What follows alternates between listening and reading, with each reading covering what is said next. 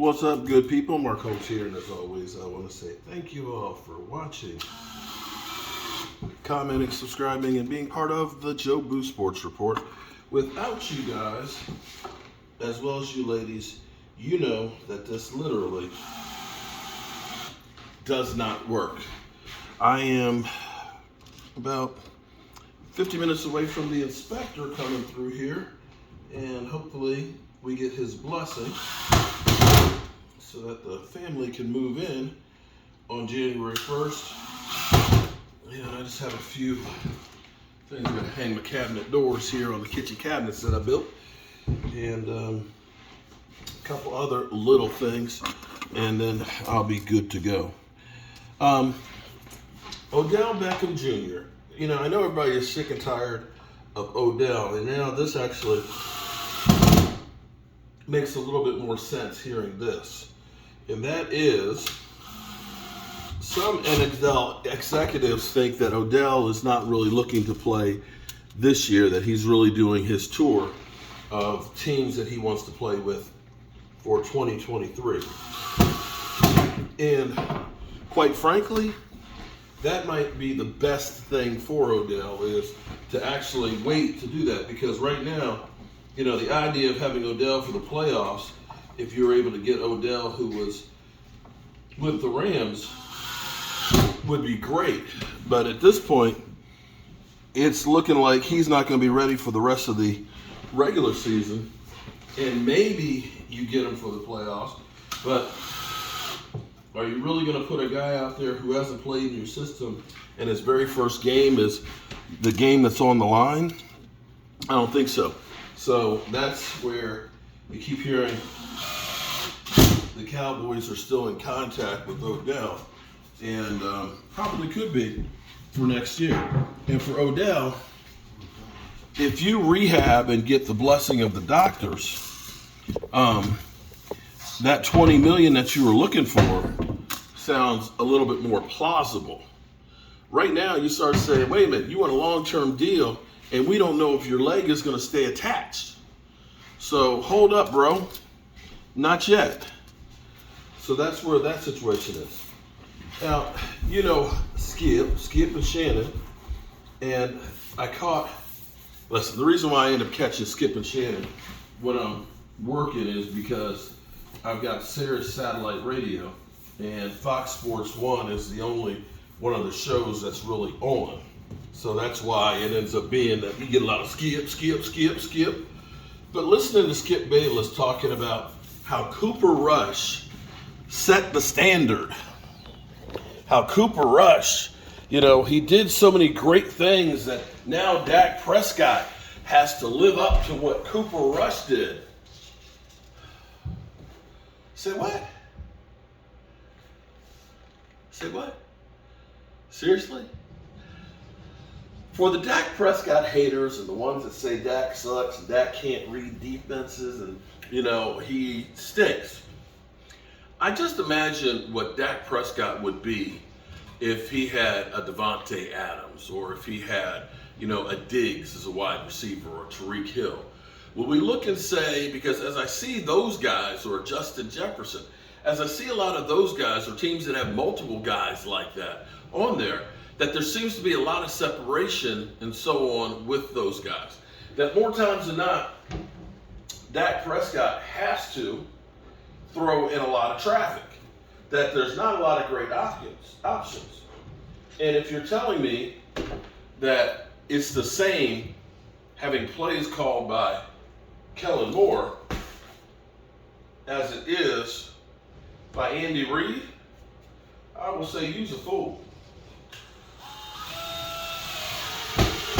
I say use a fool, because there's no way, no how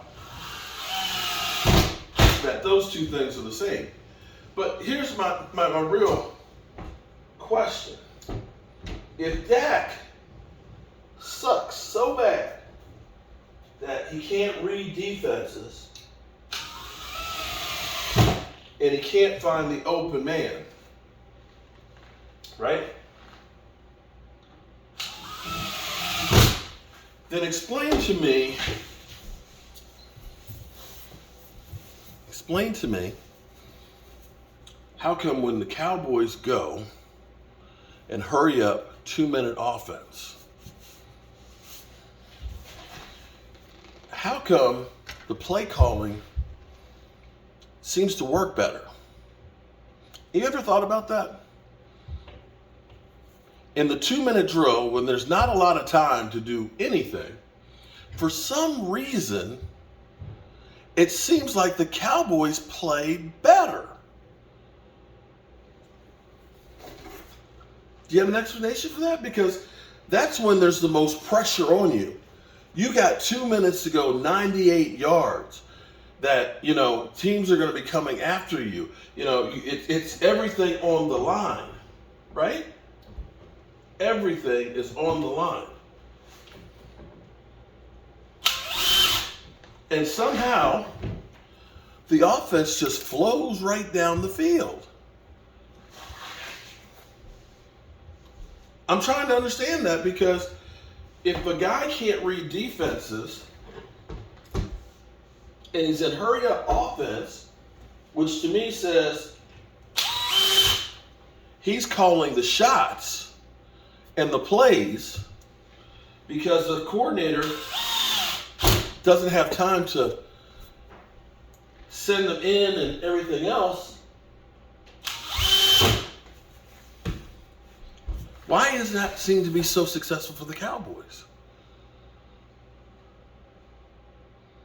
I'm not trying to be funny. Lord help us. I would never try and be funny. But does that make any sense to you guys? That a garbage ass quarterback who isn't as good as Cooper Rush, as Skip Bayless would say, a garbage ass quarterback who the standard bearer is Cooper Rush, that somehow he could go 98 yards, complete 7 of 8 passes, right? And the one incompletion should have been a touchdown.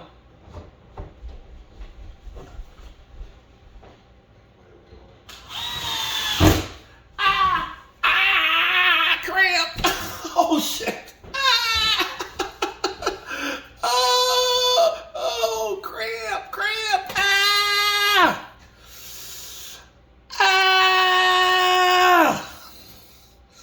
Damn! Do you want me to do it? Shit! Because by skipping chance allows you to know I'm the standard.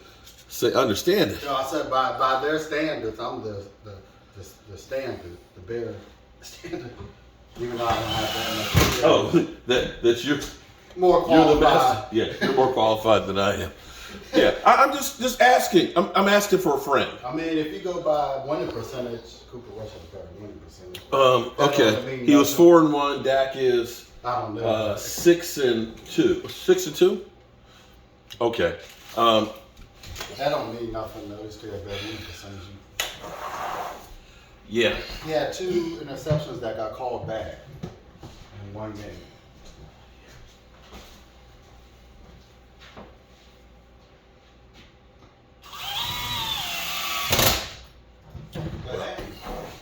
I'm just asking, like I said, I'm just asking for a friend. How does that happen? How can you be a garbage ass quarterback but still drive the team down the field 98 yards for, I think, your 15th game-winning drive? Hell, if you ask me, maybe we need to be in hurry-up offense with Dak Prescott calling the numbers more often, because then it's taking Kellen Moore out the equation. Well, Kellen Moore's the problem.